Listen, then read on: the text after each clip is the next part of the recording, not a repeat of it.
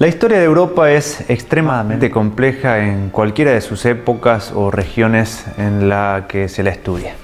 Sin embargo, podemos intentar ofrecer un panorama general de la suerte que corrió el protestantismo en las diversas secciones que componían la Europa de aquel entonces. No en todas partes existió el problema. En algunas partes se le dio un rechazo frontal a la reforma, en otras fue acogida totalmente y en otras produjo violentos y prolongados conflictos, especialmente bélicos.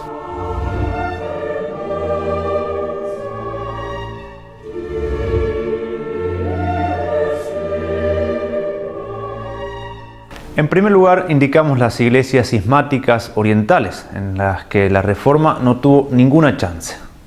Los ortodoxos no querían saber nada con una doctrina que, además de ser novedosa y revolucionaria, venía de la Europa occidental. Las penínsulas hispánica e itálica se mantuvieron también impenetrables debido principalmente a la acción de la Inquisición. En España hubo dos focos protestantes de cierta importancia en Sevilla y Valladolid, y en Italia existieron también algunos personajes inquietantes como Bernardino Occhino, Giordano Bruno, Fausto Socini, etc. Pero la tormenta protestante pasó en estas penínsulas casi desapercibida en comparación al resto de Europa. En Alemania la historia fue más compleja.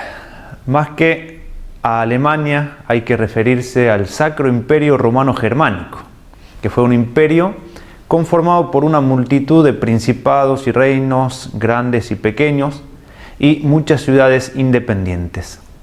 La autoridad del emperador era más nominal que real, y por eso, aunque el emperador ya era considerado como por vocación el defensor del catolicismo, fue en sus dominios donde la reforma protestante vio la luz.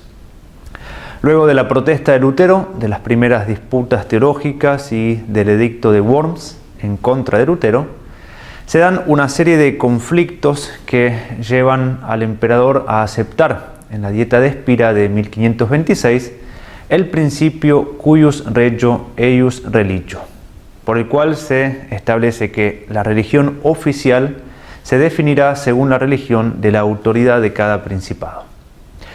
Esta decisión se va a retirar en el año 1529, intentando retomar el edicto de Worms, pero los conflictos continuaron y Carlos V se vio obligado a firmar en momentos sucesivos la paz de Nuremberg en 1532 y la paz de Augsburgo en 1555, con la cual el luteranismo obtiene un reconocimiento oficial en el imperio. De todos modos, los problemas no se acabarán y el calvinismo, que no había sido reconocido en Augsburgo, empezará a infiltrarse en diversas secciones del imperio. El nuevo emperador, Fernando II, realiza un nuevo intento de recuperar la unidad, pero la alianza que se dio entre Francia y Suecia hizo imposible este objetivo y todo terminó en un empate por agotamiento, con la famosa paz de Westfalia en el año 1648. Francia, por su parte, se convirtió en una palestra en donde se dio un combate universal. Circulaban por sus tierras tropas alemanas, italianas, inglesas, suecas, españolas, etc. La facción protestante estaba representada principalmente por los hugonotes, que es el nombre con el que se identificó al calvinismo francés, y fue fuertemente combatida por la así llamada Liga Católica y evidentemente por la corona francesa, que se mantenía católica. La historia de Francia en esta época, como la de toda Europa, fue una historia de saqueos y matanzas a gran escala, entre las que destacó aquella de la noche de San Bartolomé, que fue una matanza realizada por católicos a los calvinistas en el año 1572. Convocada la nobleza católica y la nobleza calvinista en París por las bodas en las que los hugonotes entrarían en la dinastía francesa, se dio una secuencia de hechos que van a terminar en una impulsiva orden del rey de dar muerte a los cabecillas hugonotes. A esta orden, dada al ejército y destinada a eliminar exclusivamente a los jefes, se suma espontáneamente el pueblo, que inicia una matanza que se va a extender incluso a otras ciudades y que alcanzó la cifra de 2.000, incluso más, pero nunca 8.000 o 20.000 como quieren los autores de la leyenda negra. Más allá de lo brutal e inmoral de esta matanza, fue de una importancia capital para la historia de Francia. Dice Bello que la enorme posibilidad de éxito a la que los calvinistas habían llegado explica la historia posterior de Francia, incluso hasta la Revolución Francesa. Pero lo categórico de la reacción católica determinó que por el momento los calvinistas no iban a triunfar y que Francia, por tanto, permanecería católica. Incluso cuando sube al trono el candidato calvinista, Enrique IV, va a tener que abjurar de la herejía para poder recibir una corona que era popular, a diferencia de la corona inglesa, que era aristocrática. ¿Qué quiere decir esto de una monarquía popular o una monarquía aristocrática? Quiere decir que la corona en Francia se sustentaba con el apoyo del pueblo y el pueblo era católico. En Inglaterra, en cambio, en donde también la población era católica, la monarquía era en cambio aristocrática, es decir, dependía del apoyo de los nobles para mantenerse en pie. Y estos nobles se habían enriquecido desmesuradamente gracias a los saqueos de los bienes de la Iglesia. Y por eso, incluso si Enrique VIII o Isabel Tudor hubieran querido volver a la fe católica y a la unidad, esto no hubiera sido posible porque la nobleza no hubiera aceptado jamás semejante retorno. En Inglaterra se dio, en efecto, un saqueo de los monasterios menores primero y luego de los mayores, que inauguró una plutocracia aristocrática y se dio un proceso totalmente artificial en el que se fue desgarrando la fe tradicional de una sociedad que era de cultura y de sentimiento católica, a precio de una matanza, de una crueldad sin precedentes, por ejemplo, en tiempos de la República Puritana de Cromwell.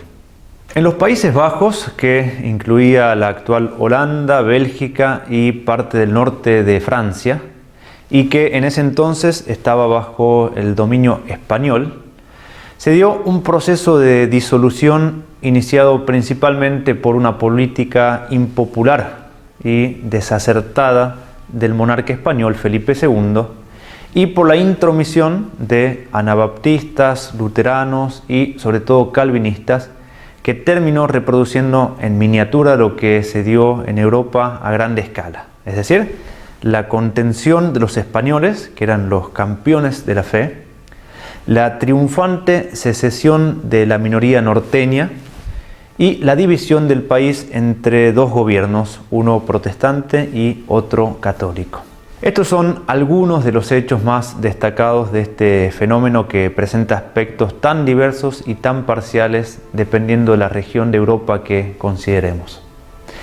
Estas son algunas de las causas efectivas y simultáneas de la Reforma, es decir, hechos que explican de algún modo cómo fue dándose y cómo se afirmó este drama que significó la muerte de la cristiandad.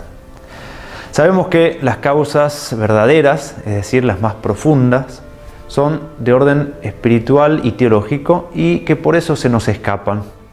Pero dentro de este orden, en una visión teológica de la historia, sabemos que se trata esencialmente de una revolución de lo natural contra lo sobrenatural, o de la aristocracia contra el sacerdocio, o de la política contra la teología. Esta revolución no se identifica con el protestantismo, sino que este forma parte de un fenómeno social y cultural más amplio que caracterizó el Renacimiento y que se vio expresado en el humanismo, en el racionalismo, en el naturalismo y también en el absolutismo monárquico. Hemos debido simplificar quizás excesivamente la presentación de un proceso histórico sumamente complejo. Que este resumen nos sirva, sin embargo, para tener en claro algunas líneas generales que nos permiten ampliar la comprensión del fenómeno de la Reforma Protestante vista en su conjunto y nos ayude así a madurar nuestro juicio al respecto. Si tenés alguna duda o querés dejarnos tu opinión, hacelo en los comentarios. Y si te interesa ver esta serie de videos, suscríbete a nuestro canal.